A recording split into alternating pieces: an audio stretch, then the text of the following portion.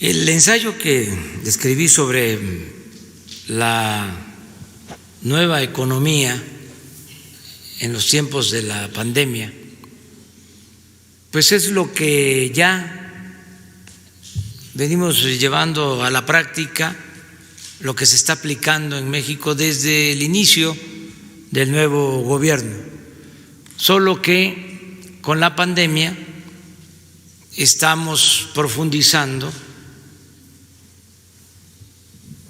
sobre estos principios, criterios, estas acciones. Por ejemplo, ahí sostengo que los tecnócratas elevaron la economía a rango supremo y supeditaron todo lo demás. Había que crecer a costa de lo que fuera, sin importar el bienestar de la gente, sin importar el medio ambiente, sin importar la salud. Lo básico para ellos era el crecimiento económico, el llamado Producto Interno Bruto. Y ese era el parámetro para medir el desarrollo y el bienestar de México y de otros pueblos. Decían que si llovía fuerte arriba, si le iba bien a los de arriba, les iba a ir bien a los de abajo, como si la riqueza acumulada arriba permeara o fuese contagiosa.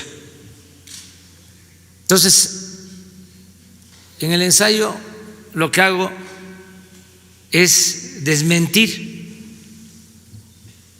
ese criterio, esa forma de aplicar medidas económicas, porque se trata de una mentira, de un sofisma. Se acumuló mucho dinero arriba. Puse el ejemplo en el ensayo de lo que sucedió en el sexenio de Carlos Salinas. Ocupamos al final del sexenio el cuarto lugar en multimillonarios en el mundo. Cuarto lugar de multimillonarios en el mundo. En el sexenio de Salinas pasamos de un multimillonario, de una familia, los Garzazada, a 24 en un sexenio. De acuerdo a la revista Forbes, que publica la lista de los multimillonarios, los que tienen más de $1,000 millones cada uno. Entonces pasamos de 1988 a 24 en 1994, en 6 años, que fue cuando se entregaron los bancos, las empresas, cuando se hizo la transferencia de bienes públicos a los allegados de Carlos Salinas y se formó el llamado Grupo Compacto, que si usamos rigor intelectual o académico estaríamos hablando de la nueva oligarquía. Pero no solo eso, en ese sexenio fue cuando se registró el mayor crecimiento económico de entonces a la fecha, del 88 hasta nuestros días. más de 30 años de crecimiento económico. O sea, y el promedio fue 2% en 30 años. Y en el sexenio de Salinas fue 4%.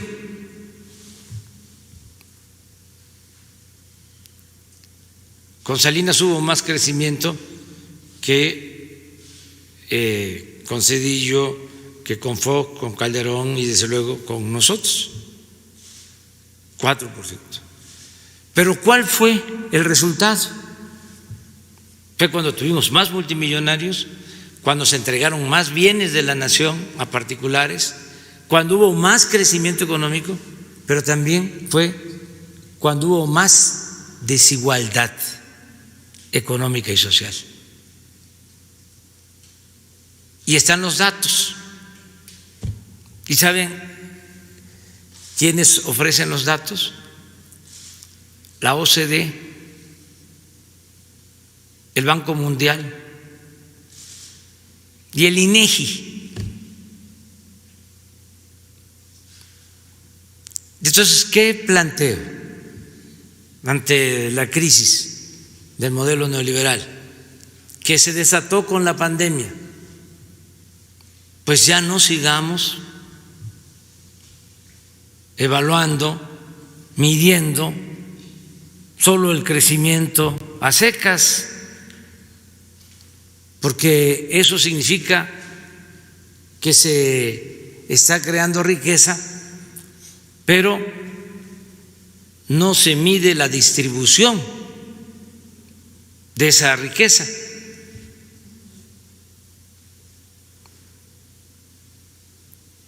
Entonces vamos a agregarle a la economía la democracia para que haya crecimiento, pero respetando las libertades, no como sucedió en Chile, que aplicaron un modelo económico pero con una dictadura. Eso no es viable, eso no nos interesa. Vamos a agregarle también a la economía la justicia, que significa darle más al que tiene menos.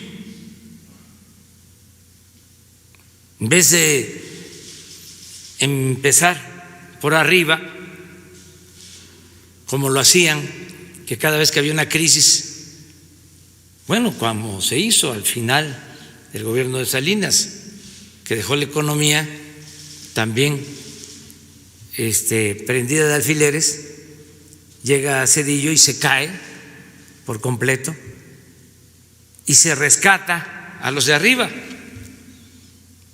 Entonces, justicia, que significa empezar de la base hacia la cúspide de la pirámide social. Esa es otra diferencia. ¿Por qué cada vez que hay una crisis económica, rescate de los de arriba y abandono de los de abajo? Pero no solo eso, le cargan a todos el rescate, convierten las deudas privadas de los de arriba en deuda pública.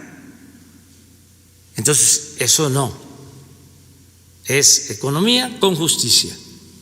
Lo otro, economía con honestidad, que no haya corrupción, que paguen impuestos los campesinos como lo hacen cuando compran una mercancía, los indígenas, los obreros, los integrantes de las clases medias, los pequeños, medianos empresarios, pero también los de arriba, porque si no es corrupción, son fraudes fiscales, las condonaciones de impuestos, el tráfico de influencia.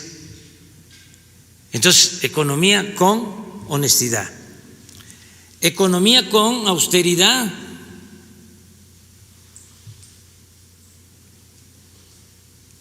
¿Para qué el crecimiento económico si todo se queda en la compra? Porque también eso es Producto Interno Bruto.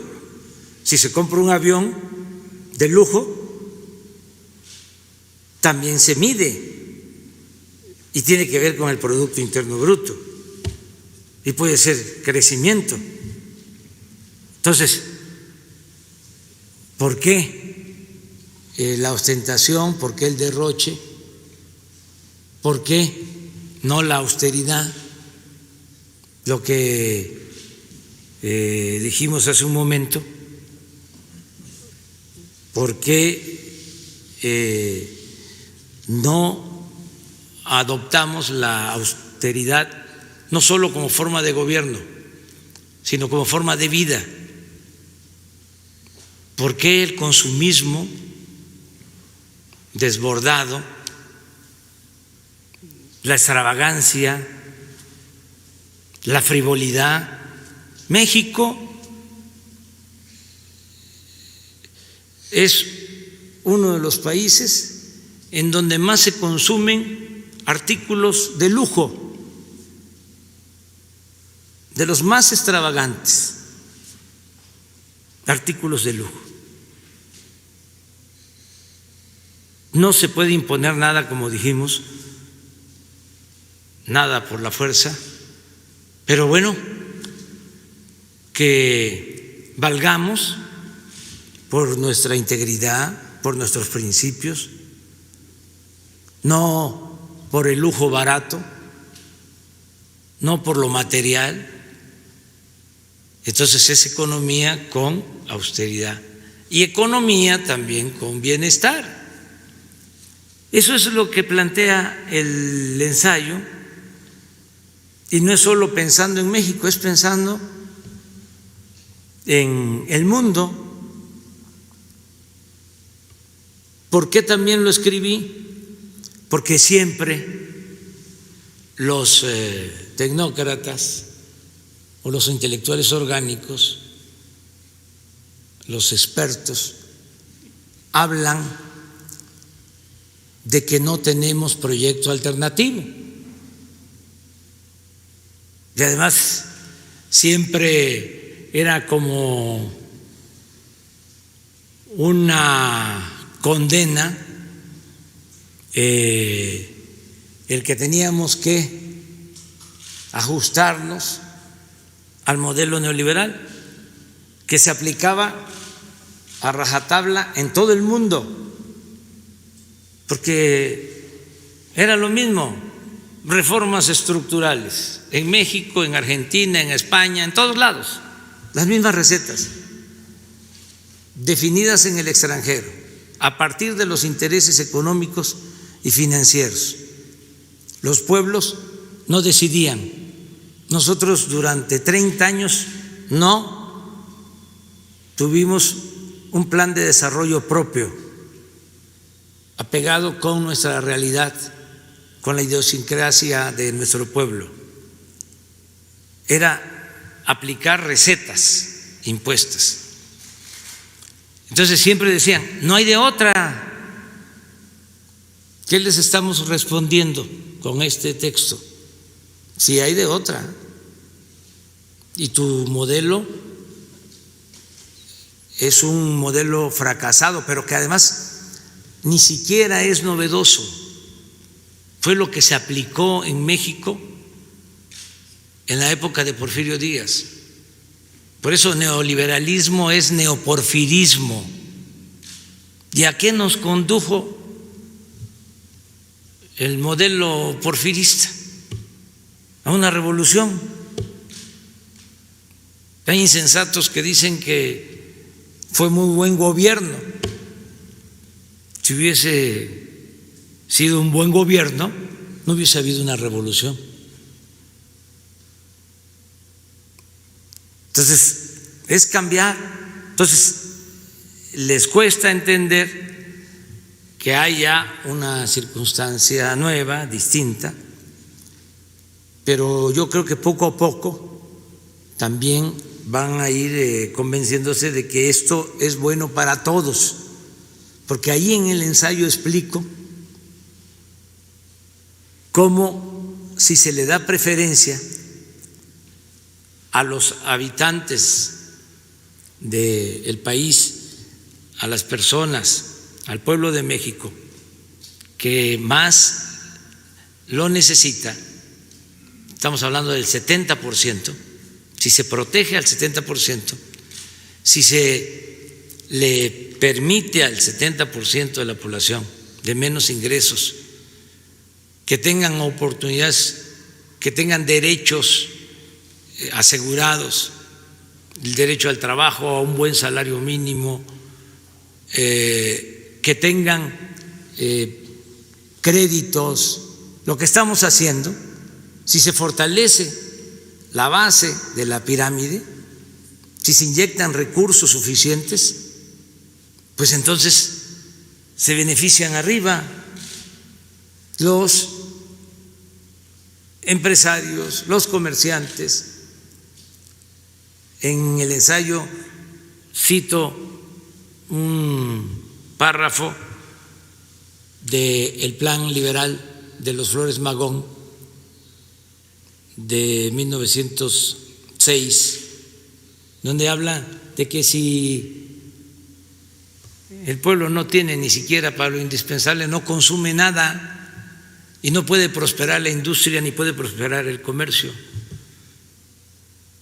Entonces, eso lo planteo, pero también planteo algo que es importantísimo.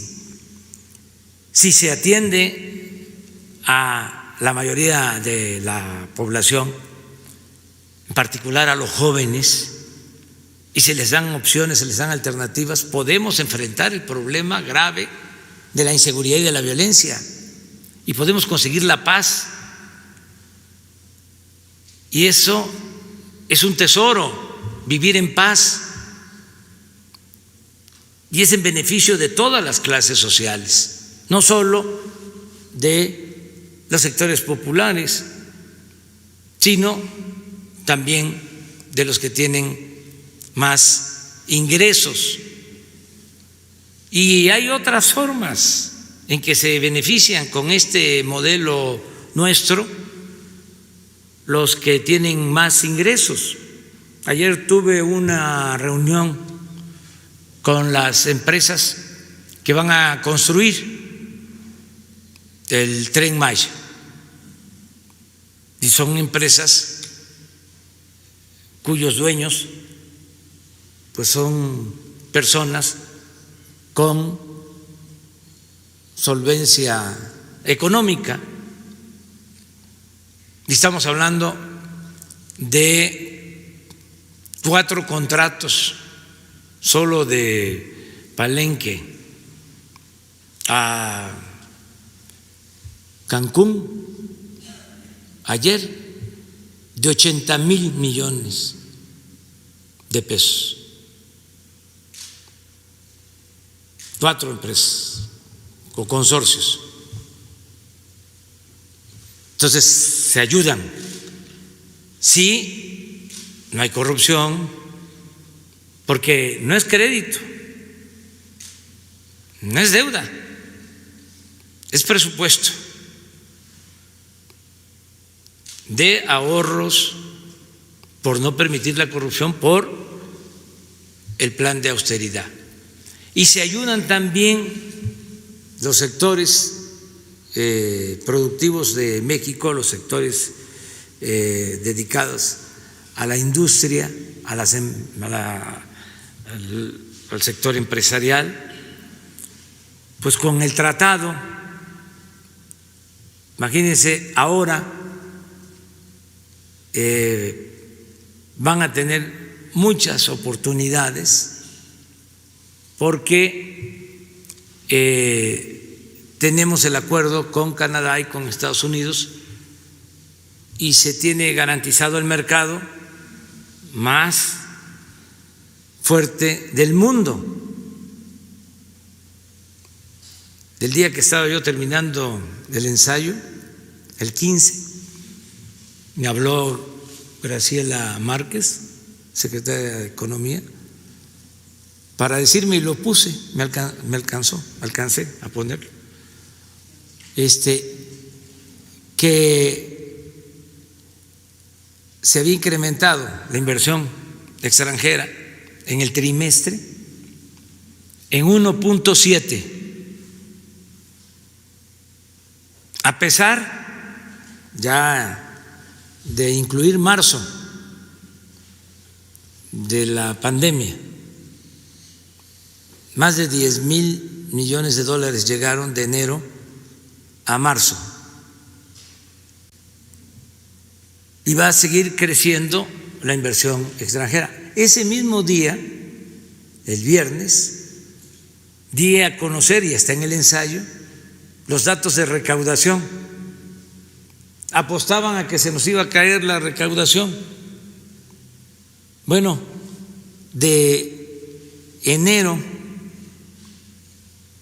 al 15 de mayo, porque eso no fue trimestre, sino fue hasta, terminé el ensayo a medianoche y trabajaron en el SAT para tener el dato actual, un incremento de 4.9 en términos reales en la recaudación, de enero al 15 de mayo. ¿Por qué aumenta la recaudación? Porque nos están ayudando, nos están dando su confianza los contribuyentes, y porque también ya no se condonan impuestos. Imagínense cuánto se dejaba de cobrar. Ahí doy un dato en el ensayo sobre cuánto condonaron. Creo que 280,000 millones de pesos en 2 sexenios, en los 2 sexenios anteriores. 280,000 empresas que debían 10,000 millones y que les condonaron del impuesto, mientras el campesino, el obrero, todos pagando impuestos. Una gran injusticia. Por eso escribí este ensayo, para explicar cuál es el contexto de nuestras acciones, cuál es el marco teórico, porque no es un gobierno de ocurrencias, es teoría y es práctica, es pensamiento y acción. Entonces, sirve para explicar, sirve también para que se quiten miedos, que quede ya de una vez y para siempre claro que nosotros no estamos en contra de los empresarios. Al contrario, lo que queremos es que sigan participando, que sigan invirtiendo. Nosotros estamos en contra de la riqueza mal habida y estamos en contra de la corrupción. No hay piso parejo cuando, por influyentismo, grandes empresas no pagan impuestos y otras sí tienen que pagar porque no tienen agarraderas, porque no tienen influencias. Eso no conviene a nadie. Entonces, es explicarles de que se pueden hacer negocios, se pueden obtener ganancias razonables, que eso es lícito. Lo que no se permite es la corrupción, el tráfico de influencias, la impunidad. Y es para todos el ensayo, todo el que quiera leerlo. Desde luego me importa mucho, aunque no es obligatorio, pero sí me importa mucho que lo lean los servidores públicos, porque también debemos todos saber por qué estamos aquí, cuál es el objetivo principal de nuestro quehacer político. No, pues nuestro objetivo principal es la transformación de México y sacar a nuestro pueblo de la pobreza y engrandecer a México. Pero eso es lo que nos mueve, no los cargos, no la parafernalia del poder. Lo importante es transformar. Entonces, para eso es el ensayo, y lo subí a mi Face, al Twitter, a las redes sociales, y el que desee lo puede copiar. No estoy pensando en hacer un libro, no tengo tiempo, fue ahora, porque consideré que